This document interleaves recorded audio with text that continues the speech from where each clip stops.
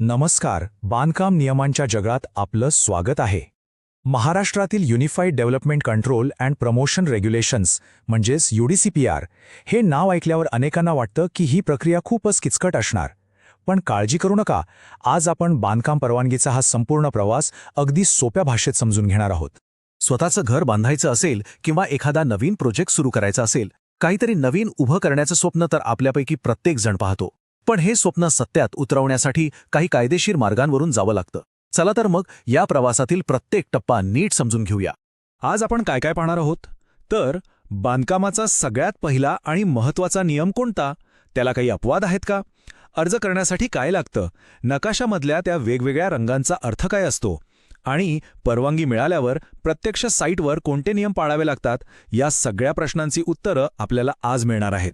ठीक आहे, तर चला सुरुवात करूया सगळ्यात महत्त्वाच्या आणि पहिल्या नियमापासून.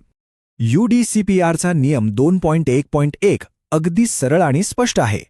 कोणतंही नवीन बांधकाम करण्यापूर्वी, त्यात बदल करण्यापूर्वी किंवा एखादं बांधकाम पाडण्यापूर्वी तुम्हाला परवानगी घ्यावीच लागेल. सोप्या शब्दांत सांगायचं तर पहिलं परमिशन, मगच काम सुरू. याला कोणताही शॉर्टकट नाही. आता प्रश्न पडतो की हा नियम इतका कडक का आहे?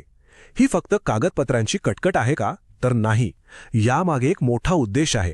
तो म्हणजे आपल्या शहरांचा सुनियोजित आणि सुरक्षित विकास. प्रत्येक बांधकाम नियमात बसलं तरच शहराची रचना बिघडणार नाही आणि सगळ्यांसाठी एक चांगलं वातावरण तयार होईल. पण मग काय, प्रत्येक लहान सहान कामासाठी परवानगीसाठी धावाधाव करायची का? तर उत्तर आहे नाही. कायद्याने काही कामांना यातून सूट दिली आहे. चला बघूया हे इंटरेस्टिंग अपवाद नेमके कोणते आहेत. नियम 2.1.2 नुसार काही कामांसाठी परवानगीची बिलकुल गरज नाही.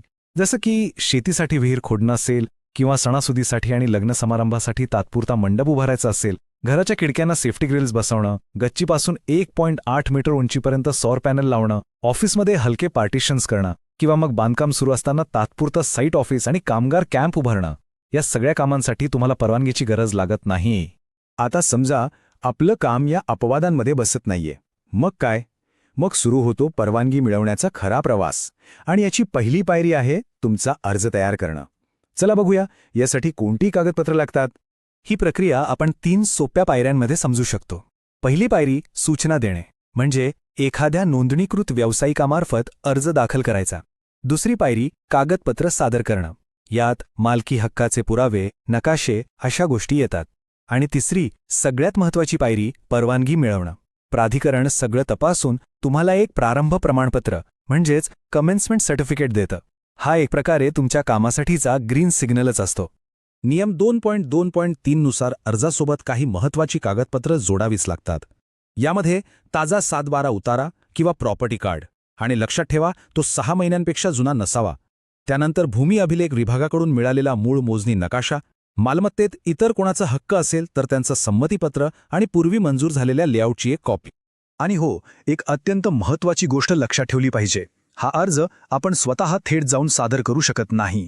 नियम 2.2.1 नुसार तो फक्त एका नोंदणीकृत आर्किटेक्ट, टाउन प्लॅनर किंवा परवानाधारक अभियंता यांच्या मार्फतच सादर करणं बंधनकारक आहे, कारण तांत्रिक बाजू तेच योग्य प्रकारे सांभाळू शकतात. आता आपण वळूया अर्जाच्या सगळ्यात आकर्षक भागाकडे, म्हणजेच बिल्डिंगच्या नकाशांकडे. हे फक्त चित्र नाहीत, तर ती एक विशिष्ट भाषा बोलतात. आणि ही भाषा आहे रंगांची. नकाशांमधले रंग हे काही सजावटीसाठी नसतात. प्रत्येक रंगाचा एक ठरलेला अर्थ आहे. हे एक प्रमाणित संकेत आहेत. बांधकाम व्यावसायिक आणि अधिकारी या दोघांनाही एका नजरेत कळावं की कोणतं बांधकाम नवीन आहे, कोणतं पाडलं जाणार आहे आणि काय आहे तसंच राहणार आहे. यासाठी ही रंगीत संकेतिक भाषा वापरली जाते. बघा हे किती सोपं आहे. UDCPRच्या टेबल 2B नुसार जे काही नवीन बांधकाम होणार आहे ते दाखवलं जातं लाल रंगात. जे भाग पाडले जाणार आहेत ते पिवळ्या रंगात तिरक्या रेषांनी म्हणजेच हॅच करून दाखवतात. जे बांधकाम आधीपासूनच आहे आणि तसंच राहणार आहे ते दिसतं काळ्या रंगात. आणि ड्रेनेज लाईनसारखी कामं लाल ठिपक्यांच्या रेषेने दर्शवली जातात. यामुळे नकाशा वाचणं आणि समजणं खूप सोपं होतं. चला तर, कागदोपत्री परवानगी मिळाली म्हणजे कागदावरचं काम संपलं आणि आता जमिनीवरचं काम सुरू होणार. पण नियम इथेच संपत नाहीत. उलट खरी जबाबदारी तर आता सुरू होते. हो, प्रारंभ प्रमाणपत्र मिळाल्यानंतर जबाबदारी थेट साईटवर येते. बांधकाम सुरू असतानाही अनेक नियम आणि प्रक्रियांचं पालन करणं खूप गरजेचं असतं. यातलाच एक महत्त्वाचा नियम आहे साईटवर माहितीचा फलक लावणं. नियम 2.8.3 सांगतो की या बोर्डवर काही गोष्टी स्पष्टपणे दिसल्या पाहिजेत, जसं की मालकाचं नाव आणि पत्ता काय आहे, जमिनीचा सर्वे नंबर, परवानगीचा आदेश क्रमांक आणि तारीख, किती बांधकाम मंजूर आहे, रेरा नोंदणी क्रमांक आणि प्रोजेक्टचा QR कोड. यामुळे सगळ्या कामात पारदर्शकता येते. यानंतर येतो एक अतिशय महत्वाचा टप्पा, प्लिंथ तपासणी. म्हणजे सोप्या भाषेत तुमच्या इमारतीच्या पायाचा एक फायनल चेकअप. नियम 2.8.4 नुसार बांधकाम जोत्याच्या पातळीपर्यंत पूर्ण झालं की तुम्हाला प्राधिकरणाला कळवावं लागतं. मग तुमचा आर्किटेक्ट किंवा इंजिनियर येऊन तपासणी करतो आणि हे काम मंजूर नकाशाप्रमाणे झालं आहे असं सर्टिफिकेट देतो. या सर्टिफिकेटशिवाय तुम्हाला पुढील बांधकाम करता येत नाही. तर बघा, अर्जापासून ते प्रत्यक्ष साईटवरच्या तपासणीपर्यंतचा हा संपूर्ण प्रवास चक्रव्यूहासारखा अजिबात नाहीये.